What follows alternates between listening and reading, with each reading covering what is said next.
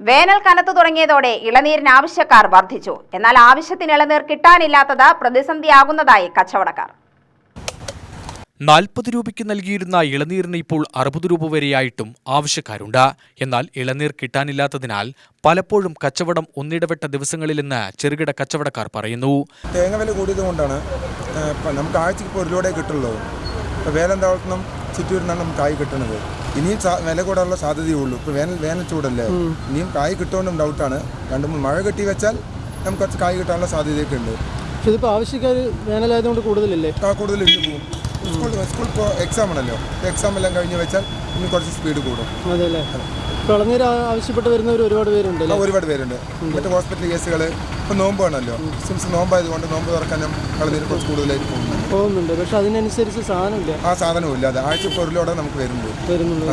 തേങ്ങയ്ക്ക് വില വർദ്ധിച്ചതോടെ കർഷകർ കച്ചവടക്കാർക്ക് ഇളനീർ കൊടുക്കാതായതോടെയാണ് പ്രതിസന്ധിക്ക് കാരണം. തമിഴ്നാട്ടിൽ നിന്നുൾപ്പെടെ ഇളനീരിന്റെ വരവ് ഗണ്യമായി കുറഞ്ഞു. തെങ്ങിൽ നിൽക്കുന്ന തേങ്ങ ഒന്നിന് 28 രൂപയാണ് കച്ചവടക്കാർ നൽകുന്ന വില.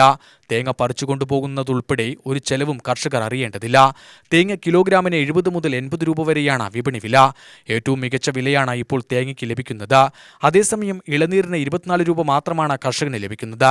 2 ആഴ്ച അധികം നിർത്തിയാൽ 4 രൂപ അധികം ലഭിക്കുമെന്നതിനാൽ കർഷകർ ഇളനീർ കൊടുക്കാൻ മടിക്കുകയാണ്. കഴിഞ്ഞ മാസം വരെ ഒരു പിക്കപ്പ് വാനിൽ 3000 ഇളനീർ വരെ കൊണ്ടുവന്നിരുന്നതാണ്.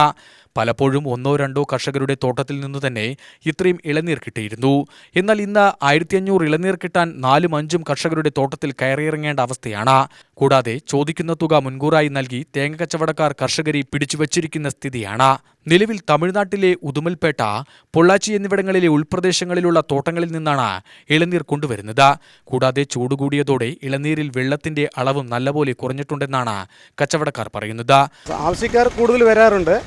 സാധനം തന്നെ കിട്ടുന്നില്ല എന്ന് മാത്രമേ ഉള്ളൂ. സാധനം വരവ് കുറവാണ്. ഒരു ലോഡ് വന്നു കഴിഞ്ഞാൽ 2-3 ദിവസം അവധി ലീവൊക്കെ കിട്ടുന്നു. സാധനം വരുന്നില്ല. പിന്നെ നാളികേരം, ഇളനീര്, തെങ്ങിൽ കുറവാണ്, സാധനം കുറവാണ്. അപ്പോൾ അതുകൊണ്ട് സാധനം ഇപ്പോൾ വരവ് ഇവിടെ നിന്നൊക്കെയാണ്. ചിറ്റൂര്, വേലന്താവളം കുറേ പറഞ്ഞാൽ വെച്ചാൽ എന്താണെന്നറിയില്ല. തെങ്ങിൽ സാധനം ഇല്ല. അതാണ് ഭയങ്കരത്. പിന്നെ ആവശ്യക്കാർ കൂടുതലുമായി.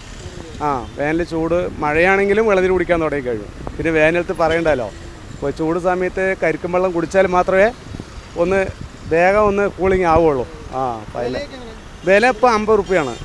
50 റുപ്യാണ്. അപ്പോൾ അതുകൊണ്ട് ഇനിയും വില കൂടാൻ സാധ്യതയുള്ളൂ. കാരണം സാധനം ഇങ്ങനെ ചൂട് കൂടിക്കൊണ്ടിരിക്കണം, സാധനം കിട്ടാനില്ല. അവിടെ ഭയങ്കര റേറ്റാണ്.